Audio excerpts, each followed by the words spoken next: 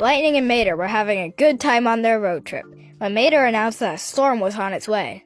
He wanted to stop at the nearest motel. "Nah, I don't think so," said Lightning. "Let's just keep going."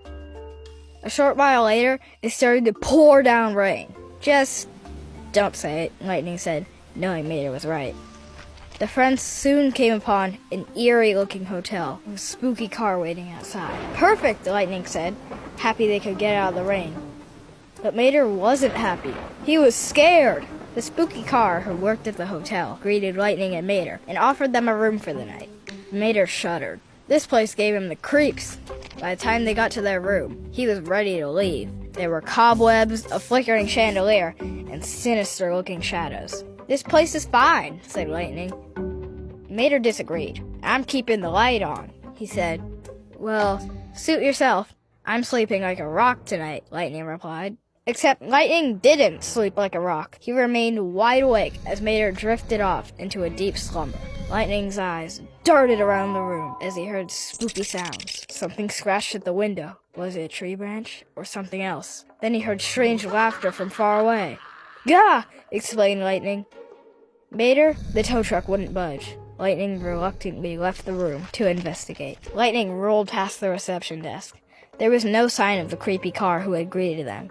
Then he heard someone giggling.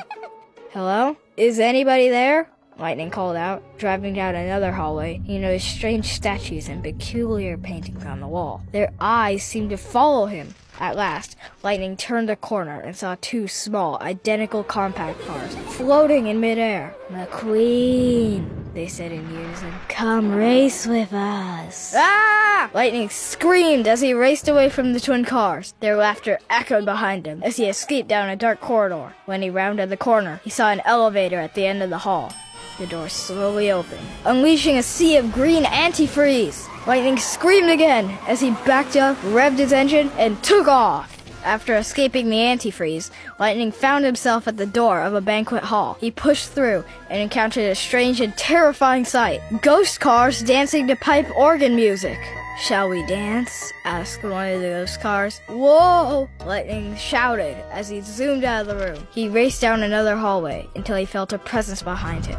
A wraith hot rod with flames shooting out of its tailpipes was bearing down upon him. Lightning tried to get away, but his tires couldn't gain any traction on the carpet rolling beneath him. There was a door just up ahead. If he could only reach it!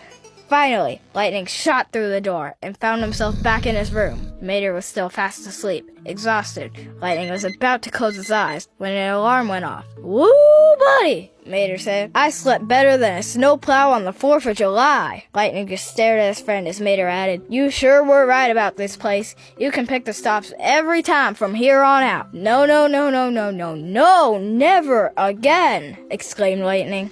The two friends passed the reception desk as they left the hotel. "You sure you're doing okay, buddy?" Mater asked. "Oh yeah," Lightning said. "I guess old buildings like this can really play tricks with your mind." The day clerk at the reception desk turned to look at a painting on the wall.